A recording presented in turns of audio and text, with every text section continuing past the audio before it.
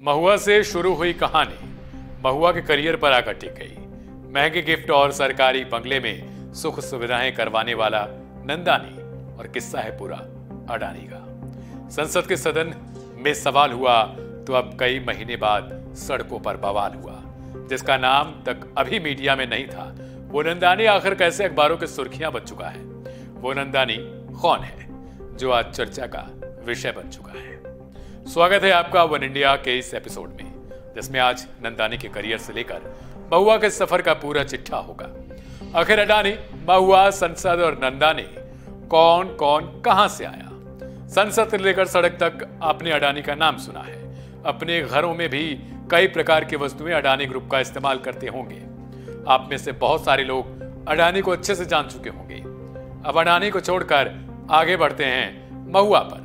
तो ये टीएमसी यानी तृणमूल कांग्रेस की सांसद हैं। प्रचलित शब्दों में ममता दीदी की पार्टी के नेता हैं। संसद में खूब तगड़े में बोलती हैं और मोदी सरकार के खिलाफ खूब हावी रहती हैं। उनकी टिप्पणियों से उनके फैंस खुश होते हैं। महुआ, मोइत्रा, संजय सिंह, राहुल गांधी ऐसे कई नेताओं ने अडानी पीएम मोदी को लेकर नारेबाजी और सड़क से संसद तक संग्राम किया था। आप जानते भी होंगे। अब आते हैं मेन खबर पर, जो है आखिर कौन है वो दर्शन नंदानी, जो अचानक से ही सुर्खियों में उछल कूद करने लगा है। नंदानी ग्रुप के ऊपर फोकस करेंगे तो आप जानेंगे कि यह मशहूर कारोबारी हीरा नंदानी ग्रुप रियल एस्टेट सेक्टर में एक बड़ा और पुराना नाम है। इस ग्रुप का अधिकतर कारोबार मुंबई में ही है। इस ग्रुप के सीईओ हैं दर्शन हीरानंदानी। इस ग्रुप के संस्थापक दर्शन हीरानंदानी के पिता हैं निरंजन हीरानंदानी। एक नीडर ग्रुप भी है जिसके सीईओ भी दर्शन हीरानंदानी है। इसके अलावा ये data sector operator Yotta data services, oil and gas sector की company H energy, Tarq semiconductors और कंज्यूमर सर्विसेज 30 प्लेटफॉर्म्स के भी चेयरमैन हैं। देश के बड़े बड़े शहरों से लेकर इनका कारोबार विदेशों में भी फैला हुआ है। आईटी पार्क बनाने से लेकर कई तरीके से कारोबार करने के लिए इन्हें जाना जाता है। इनके दादाजी को भारत सरकार ने चिकित्सा और समाज में उनके योगदान के लिए 1972 में तीसरे सर्वोच्च नागरिक सम्मान पद्म भूषण से सम्मानित किया था। 5 सितंबर 2013 को उनका निधन हो गया। अडानी ग्रुप के बारे में भी आप जानते होंगे कि रियल सेक्टर से लेकर एनर्जी तमाम सेक्टर में काम करता है ये ग्रुप। नंदानी ग्रुप की तरह ही अडानी ग्रुप भी कुछ ऐसा ही काम करती है। अक्सर आपने पुरानी फिल्मों में देखा होगा कि कोई कंपनी जब बड़ी हो जाती है तो दूसरी कंपनी उसे टारगेट करने के लिए कई तरीके के हथकंडे अपनाती है। कुछ जो कहानी नंदानी की ओर से भी दिए गए हैं हलफनामे में, वो इसी तरीके से लगती है। अपने हलफनामे में दर्शन नंदानी ने महुआ मोइत्रा पर आरोप लगाया है कि महुआ को जल्दी फेमस होने की चाहत थी। उन्हें इसके लिए पैसे की भी जरूरत थी। साल 2017 में दोनों की मुलाकात किसी उद्घाटन समारोह में हुई और उस समय महुआ मोइत्रा विधायक हुआ करती थी। तभी महुआ ने नंदानी को देखकर नंबर मांगा और बातचीत दोनों की शुरू हो गई। कुछ दिन बाद ये दोस्ती और गहरी हो गई। मोइत्रा सांसद बन गई और उनके कॉल्स नंदानी के पास आने और ज्यादा हो गए।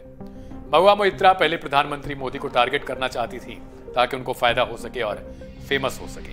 हालांकि मोदी के नाम पर किसी प्रकार से उनको फेम नहीं मिल सका। इधर उसके बाद अचानक से कई विदेशी पत्रकारों की मदद लेती हैं और नंदानी ग्रुप के सीईओ की भी मदद लेती हैं ताकि वो मोदी और अडानी का जो नया रिश्तेदार राहुल गांधी की तरफ से उजागर किया जा रहा था, जिसे एक रिश्ते का नाम दिया जा रहा था, उसे लेकर भी वो अपने आप को चर्चा का विषय बनानी चाहती हैं और संसद में सवाल पूछती हैं। आरोप है कि ये सवाल जो थे वो सारे नंदानी दिया करता था। महुआ मोइत्रा पर यह भी आरोप है कि उन्होंने अपने संसद के लॉगिन और पासवर्ड भी नंदानी के साथ शेयर किए थे, जिन पर ये सारे सवाल वो अपलोड किया करता था। आप सभी को पता होगा कि मोदी और अडानी को लेकर कितने सारी मीडिया में सुर्खियां बना करती थी। प्रत्येक दिन इस तरीके की खबरें आती थी। इनमें महुआ मोइत्रा का भी नाम हुआ करता था। फिलहाल मामले पर जांच जारी है और निष्कांत दुबे ने लिखा है कि सत्यमेव जयते। इधर महुआ ने सारे आरोपों को निराधार बताते हुए कहा कि कनपट्टी पर बंदूक रख के ये बातें नंदानी से लिखवाई गई है। सवाल है कि कौन सही है कौन झूठा है। कई सारे लोग इस पर आरोप ये भी लगा रहे हैं कि चूंकि नंदानी का नाम इसलिए उछाला जा रहा है ताकि महुआ मोइत्रा को भी लपेटा जा सके।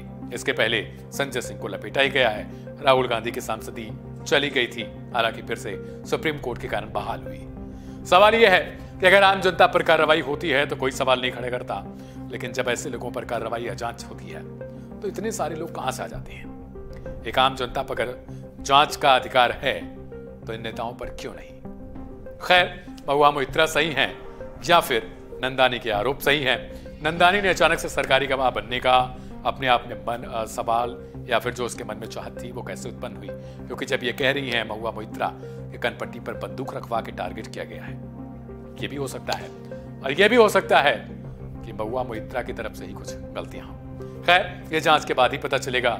ऐसे में आपकी क्या राय है वो कमेंट करके बताइएगा और सब्सक्राइब कीजिएगा वन इंडिया हिंदी को। नमस्कार।